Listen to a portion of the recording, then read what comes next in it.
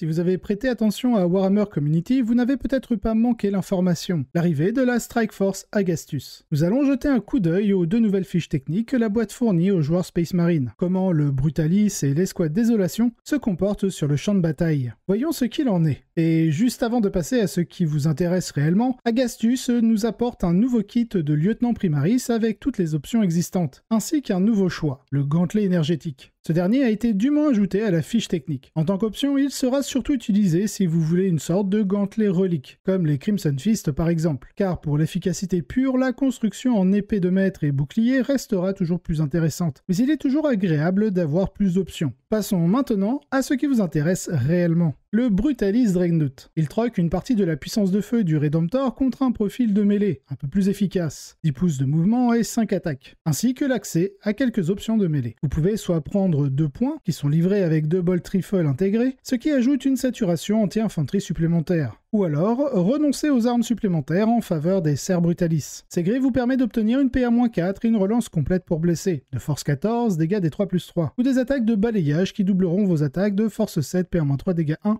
mais sans avoir la possibilité de relancer les jets pour blesser. La polyvalence et la fiabilité du Brutalis au corps à corps sont d'un niveau tellement élevé qu'il n'y a pas de contestation possible, puisque les 2 options de mêlée sont au même prix. Il y a aussi des choix à faire en matière d'armes à feu. Alors que le Brutalis n'a pas de place pour autre chose que des bolters sur ses bras, un sculpteur zélé a greffé 2 bolters lourds sur sa poitrine, ce qui est cool. Mais vous pouvez aussi les améliorer en une paire de multifuseurs pour 30 points de plus, ce qui en fait une menace à distance significative et une arme polyvalente très puissante. Cela finit cependant par être un peu cher, 170 points avec les bolters, 200 points avec les fuseurs. Et l'un des points d'interrogation sur cette unité, et la suivante que nous verrons plus tard, est de savoir si elles vont bénéficier d'un rapide errata pour une baisse sur les points. Car ces fiches techniques ont clairement été écrites avant les changements de points d'Ark of Omen. Ce n'est certainement pas une mauvaise unité au prix actuel, mais vous pourriez être en mesure de trouver une meilleure valeur ailleurs. 10 points de moins serait un bon départ pour concurrencer la version Redemptor. Même en l'état, je m'attends à ce qu'il soit essayé. La vitesse supplémentaire et l'augmentation de la mêlée par rapport à un Redemptor le rend plutôt attrayant dans les constructions qui mettent la pression assez rapidement. Et rien que par leur existence, ils ouvrent la possibilité à quelqu'un d'essayer une liste de 3 Redemptors accompagnés de 3 Brutalis. Peut-être en tant que Space Wolf, ou alors en Deathwatch avec le Dominus Aegis, voire même en Black Templar pour l'invulnérable 5+. Et pourquoi pas en Iron Hands. Si ces listes baissent de 10 points, attendez-vous à en voir beaucoup. Si elles baissent de plus de 10 points, attendez-vous à en voir encore plus. Regardons les statistiques d'un peu plus près. Du point de vue du profil, le Brutalis est identique au Redemptor, avec une attaque supplémentaire et une amélioration de la caractéristique de mouvement. Le point Brutalis est un point Redemptor, auquel on a ajouté un double bolt rifle. Mais à moins d'avoir envie de faire une conversion géniale ou d'avoir besoin de tir force 4 PA-1, vous ne l'utiliserez jamais. Vous opterez plutôt pour la Ser Brutalis, qui possède 2 profils vous permettant soit de balayer les unités légères et populeuses, soit de concentrer vos attaques sur une menace prioritaire. Regardons ce que donnent les 2 profils en termes de statistiques. Comme prévu, cette chose est brutale. Le profil de balayage des Sers est parfait pour éliminer l'infanterie légère s'il est engagé contre ce genre d'unité. Mais contre tout ce qui a 2 PV ou plus, le profil de frappe sera idéal grâce à la force plus élevée, à la pénétration d'armure et à la relance des jets pour blessure. Le profil de balayage est suffisamment anémique pour que l'on ait l'impression qu'il devrait s'agir d'une triple attaque au lieu d'une double. Car toute grande unité capable d'absorber la perte de 6 figurines par tour sera en mesure de garder cette figurine piégée dans le combat. Ce nouveau tableau montre l'effet du profil de frappe sur différentes cibles. Vous avez plus d'une chance sur 2 de tuer un Dreadnought de 13 points de vie lors de la charge, même avec la pénalité de dégâts. Alors que les véhicules d'endurance 8 et sauvegarde à 2+, sont un peu plus difficiles à tuer. Le Brutalis tue toujours en moyenne les Manrus par tour, mais le Rogeldorn de 17 points de vie est une autre histoire, car il ne sera tué que dans 25% des cas. Du côté des Votann, les bonus de l'armure du vide, de la forteresse Hécaton, lui confèrent une résistance nettement supérieure à celle des véhicules impériaux plus conventionnels. Bien que cela n'apparaisse pas sur le tableau, il faut en moyenne 2 tours pour tuer un profil de chevalier endurance 8, car ils ont beaucoup de points de vie, mais pas de sauvegarde invulnérable en mêlée. En tout cas, rarement. Il n'est pas surprenant que les figurines les plus connues comme Mortarion et Be'lakor représentent un défi de taille pour cette unité. Regardons ce que cela donne avec les multifuseurs. Le Brutalis est évidemment axé sur la mêlée. Ils ont la possibilité de remplacer la paire de bolters lourds par des multifuseurs pour 30 points. La synergie avec le rôle prévu du Brutalis est assez évidente. Une fois que la figurine est à moins de 12 pouces de la cible, le profil de dégâts augmente en moyenne de 57%. Et comme le multifuseur n'est pas une arme blast, il peut aussi tirer sur la figurine lorsqu'elle est bloquée en mêlée. Il est difficile de déterminer si une amélioration vaut ou non un certain nombre de points, car un grand nombre de variables entrent en jeu. Le type de jeu auquel vous jouez, les unités composant votre armée, les synergies qu'offre votre faction et le champ d'action des adversaires, tout cela a beaucoup d'importance. Une façon d'aborder cette question est de contraindre et de simplifier le problème. Par exemple, passer d'une paire de bolters lourds à une paire de multifuseurs augmente le prix de la figurine de 18%. Nous partons du principe que l'objectif premier du Brutalis est de tuer en mêlée des éléments à forte résistance. Nous pouvons considérer les armes de tir comme une série d'attaques supplémentaires. En se basant sur le premier tableau, il semble qu'une cible d'endurance 8 soit un point de référence intéressant. Dans un premier temps, le résultat moyen des 5 attaques de mêlée sur une cible endurance 8, sauvegarde à 2+, passant à 6+, via la PA-4, et de 12,35 blessures. Dans un second temps, contre la même cible, les 6 tirs de bolter lourd feront en moyenne 0,89 blessures. Et dans un dernier temps, en assumant la courte portée, les 4 tirs de multifuseur produiront en moyenne 6,11 blessures. Ainsi, avec les bolters lourds, la valeur attendue contre la cible est de 13,24 blessures, tandis qu'avec les multifuseurs, la valeur sera de 18,46, soit une augmentation de 39%. En supposant que vous souhaitez spécialiser votre Brutalis pour tuer de grosses cibles, les multifuseurs en valent leur coup. Bien entendu, je n'ai pas intégré l'impact des tactiques des différents chapitres Space Marine, que ce soit les 6 explosifs des Space Wolf successeurs, la pression du redéploiement ultramarine sur des Invictors infiltrés en utilisant le Brutalis comme seconde vague d'agression, et j'en passe bien d'autres. Je pense que le Brutalis a son utilité, mais le coût me semble encore trop onéreux. Maintenant, passons aux désolations. Si vous aimez faire exploser votre ennemi à distance, l'escouade désolation est faite pour vous. Oui, on dirait une phrase pour une publicité. Ce qui est intéressant avec cette nouvelle unité, c'est qu'elle ajoute enfin une vraie, entre guillemets, option primaris à l'escouade Devastator. C'est d'autant plus clair que le sergent a la capacité du Signum,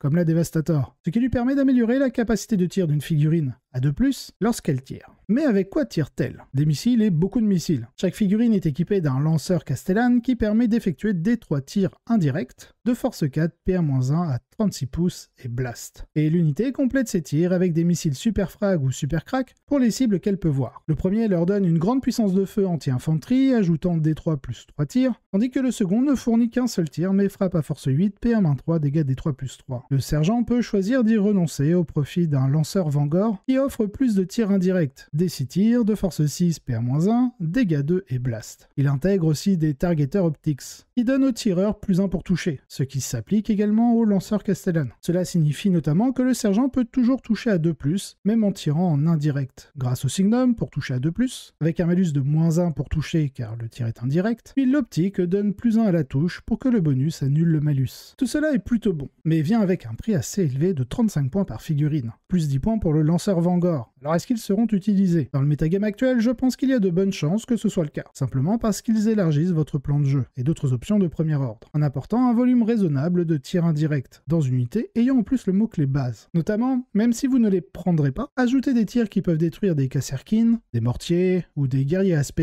cachés derrière un couvert est extrêmement utile, et l'affrontement de l'Astra Militarum en particulier semble être un endroit où ces tirs pourraient briller. Les lanceurs Castellan sont parfaitement adaptés à la chasse aux Kasserkins, tandis que le lanceur Vanguard est très efficace pour éliminer les équipes de mortiers. Il a une portée de 48 pouces au lieu de 36 pouces du Castellan, il est donc presque impossible de s'y cacher. Accorder cette unité ainsi que la possibilité de se promener et de lancer 4 missiles super crack pourrait suffire à les faire mettre dans votre liste en tant qu'exemplaire unique. Surtout dans une armée avec un maître de chapitre pour la relance des touches. Si ces unités subissent quelconque baisse de points, les paris sont ouverts. Le changement le plus probable serait qu'une escouade standard avec le Vanguard passe de 185 points à 150 points. À ce stade, vous obtenez toute l'utilité décrite ci-dessus, mais à un prix intéressant. Et vous commencerez à avoir au moins une unité de ce type, dans de nombreuses constructions de Marines en tout cas. Même le simple fait de rendre le Vanguard gratuit pourrait honnêtement les faire entrer dans toutes les listes, peu importe le chapitre. C'est vraiment une unité à ajouter à votre boîte à outils, surtout si vous êtes malmené par les joueurs de la garde ou des Aeldari. Regardons ce que les statistiques nous disent. En suivant la tradition primarise de faire plusieurs fiches techniques, là où les Allborn n'en avaient besoin que d'une, les escouades désolation semblent être l'équivalent des Devastators armés de lance-missiles. Contrairement aux Devastators, les désolations, que l'on aurait pu nommer Désolator, doivent choisir entre une option anti-personnel et une option anti-véhicule. Comment ces figurines à 35 points se comparent-elles avec des options équivalentes? Pour les besoins de l'équivalence, nous considérerons des escouades de figurines armées d'armes lourdes d'une portée de 36 pouces ou plus. 3 options me viennent à l'esprit. Une escouade Devastator coûte 23 points par figurine et dispose d'un grand nombre d'armes lourdes. L'unité peut transporter jusqu'à 4 canons gravitons, bolters lourds, canons laser, lance-missiles avec option frag et crack en plus, un multifuseur pour 10 points de plus ou alors un canon plasma. Les Hellblasters coûtent 30 points par figurine et peuvent porter l'une des 3 options d'incinérateur à plasma. Pour les besoins de cette analyse, nous nous intéresserons à l'incinérateur plasma lourd, qui fait un tir de force 8 ou 9, PA-4, et dégâts 2 ou 3 selon s'il est surchargé ou pas. En troisième équivalence, bien qu'il s'agisse techniquement d'un choix d'attaque rapide, les suppresseurs sont à 30 points par figurine et sont armés d'une arme lourde sous la forme d'un autocanon à accélérateur, faisant 3 tirs de force 7, PA-1 et dégâts 2. Si vous avez oublié cette unité, ne vous inquiétez pas, Games Workshop l'a aussi oublié. Le seul moyen de l'obtenir est de débourser 125 € pour une patrouille Space Marine, ou alors si vous avez des bons plans, potentiellement sur le bon coin. Une autre option serait les Centurions, qui coûtent le même prix que 2 Marines de l'escouade Désolation avec plus de puissance de feu. Mais pour l'instant, nous allons nous concentrer sur des Marines un peu plus petits. Une escouade de 5 Désolations coûte 175 points. Nous allons donc les comparer à 8 Dévastators, en faisant 2 escouades mais en enlevant le sergent, 6 Hellblaster et 6 Suppressors. Pour cette analyse, nous prendrons 3 cibles. Les troupes d'Astra Militarum, endurance 3, 1 point de vie, sauvegarde à 5+, les Terminators Deathwing, endurance 4, 3 points de vie, sauvegarde à 2+, invulnérable à 4 et la transhumane à 4+, ainsi qu'un char lourd, endurance 8 et sauvegarde à 2+, tel un Leman Russ. Pour la première cible, l'équivalent des troupes de l'Astra Militarum, voici ce que l'on obtient comme résultat. Les hordes sont carrément le type de cible où l'escouade Désolation brille vraiment, car contre une unité de plus de 11 figurines, la combinaison du lance-roquette Superfrag et du Castellan se traduit par 9 tirs de bolter par figurine, avec une portée de 36 pouces. Une unité de base de 5 figurines fera 45 tirs. Et si vous êtes dans la doctrine Dévastateur, vous serez PA-2, ce qui est dévastateur contre une grande variété de menaces. Pour la seconde cible, l'équivalent des Terminators Deathwing, voici les résultats. Sans surprise, ni les roquettes frag ni les roquettes crack ne sont particulièrement efficaces contre la Deathwing. Cette limitation est en partie due à la taille de l'escouade puisque la roquette frag n'est affectée par sa capacité blast que sur les grandes unités. La combinaison des attaques et des dégâts élevés a rendu le canon graviton utile dans ce scénario. Mais même dans ce cas, 2 escouades obtiennent une médiane de 2 Terminators détruits. C'est assez minime. Pour la troisième et dernière cible, l'équivalent des chars lourds. Voici les résultats. Une fois de plus, la quantité l'emporte sur la qualité, car le canon à graviton est celui qui inflige le plus de dégâts grâce aux 4 tirs de chaque canon. Malheureusement, la version Super Crack de l'escouade Désolation souffre du même problème que beaucoup d'unités similaires. Il n'y a tout simplement pas assez de tirs, que cela en vaille réellement la peine. Comme c'est le cas pour beaucoup d'autres unités dans Warhammer 40 000, le Brutalis et les Désolations fonctionnent mieux lorsqu'elles sont spécialisées dans la cible qui tire le meilleur parti de leurs options et de leurs capacités. Dans ce cas, leurs tâches sont diamétralement opposées. Le Brutalis est plus efficace lorsqu'il s'agit d'attaquer une menace majeure où le profil des serres et éventuellement d'une paire de multifuseurs peut infliger une grande quantité de dégâts concentrés. Alors que les Désolations fonctionnent mieux lorsque leurs armes principales correspondent à leurs armes secondaires, ce qui signifie des roquettes Superfrag pour accompagner le lanceur Castellan en plus du Vanguard sur le sergent. Les choses deviennent particulièrement désagréables lorsque le grand nombre d'attaques est combiné à d'autres bonus, comme l'obtention d'un point de PA supplémentaire dans la doctrine Dévastateur, ou l'ajout de relance pour toucher et blesser. Soyons réalistes, si vous êtes un joueur de Marines, vous êtes probablement déjà en train de chercher à obtenir ces unités, et rien de ce que je dis ne vous arrêtera. Mais voilà, le Brutalis et l'escouade Désolation semblent être des ajouts plausibles à certaines listes, telles qu'elles sont, et très, voire trop bonnes si elles voient leur coût fortement réduit. J'espère que vous aurez apprécié cet épisode. Si c'est le cas, n'hésitez pas à vous abonner, partager et liker la vidéo. Cela aide énormément la chaîne. Et dans tous les cas, je vous souhaite un excellent wargame.